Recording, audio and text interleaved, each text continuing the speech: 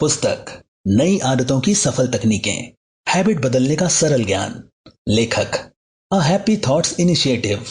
प्रकाशक वाव पब्लिशिंग्स। कॉपीराइट तेज ज्ञान global foundation. पुस्तक पठन अभय सहारे। यह पुस्तक समर्पित है उन पाठकों को जिन्होंने अपनी आदतों पर कार्य करने का निर्णय लेकर नई कामयाबी की तरफ पहला कदम बढ़ाया है। प्रारंभ। समय रहते नई आदतों पर कार्य करें। सफल भविष्य की नींव। जैसे एक सूक्ष्म छेद पूरी नैया को डुबो सकता है, वैसे ही एक गलत आदत इंसान को गुलाम बनाकर असफलता में डुबो सकती है। इसलिए समय रहते आदतों पर नए तरीके से काम कर लें। एक गांव में एक धनी इंसान अपनी पत्नी और 10 वर्ष के पुत्र के साथ रहता था। उनका पुत्र जैसे जैसे बड़ा हो रहा था, वैसे वैसे उसके अंदर बुरी आदतें घर करती जा रही थी।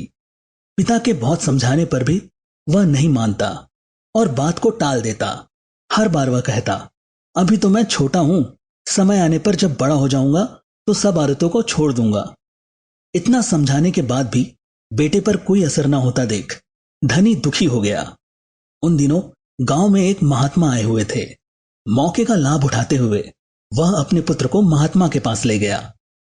उन्हें अपनी समस्या बताई और पुत्र को सही मार्ग पर लाने की प्रार्थना की। महात्मा उन दोनों को एक उद्यान में ले गए और टहलते टहलते उनसे बातें करने लगे। एक स्थान पर पहुंचकर वहां लगे छोटे छोटे पौधों में से एक छोटे पौधे की ओर इशारा कर कर उन्होंने कहा, बेटा जरा उस पौधे को जमीन से उखाड़ कर तो दिखाओ। बच्चे ने अपने अंगूठे और तर्जनी से उस पौधे को पकड़ा और खींचकर उसे उखाड़ दिया। उसके बाद महात्मा ने थोड़े बड़े पौधे को दिखाकर उसे उखाड़ने को कहा। बच्चे ने जोर लगाकर खींचा और वह पौधा जड़ सहित बाहर निकल आया।